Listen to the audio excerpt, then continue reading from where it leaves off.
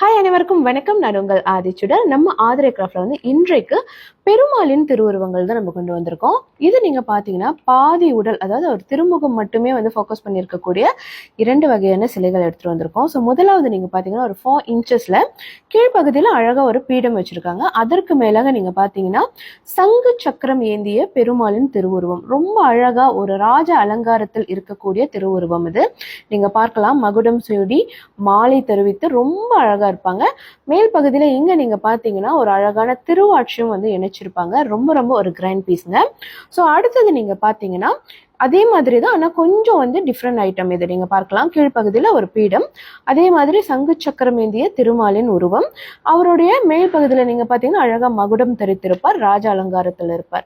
இதோட ஹைட் எவ்வளோன்னு பார்த்தீங்கன்னா 3 இன்ச்சஸ் ஹைட்ல தான் இருக்கு.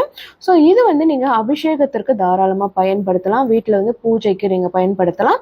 சில பேர் பெருமாள் கிஃப்டா கொடுப்பாங்க. ரொம்ப வேண்டியவங்களுக்கு ஒரு ஸ்பெஷல் கிஃப்ட் கொடுக்கணும்னா கண்டிப்பா இந்த மாதிரி கொடுப்பாங்க. நிறைய பேர் வியாபாரத்தில் இருக்கக்கூடியவர்கள் வியாபார தலங்களில் இவரை வைப்பது சகல விதமான ஐஸ்வர்யங்களும் நம்ம பக்கம் ஈர்ப்பதற்கான ஒரு ரொம்ப முக்கியமான விஷயமா கருதப்படுகிறது.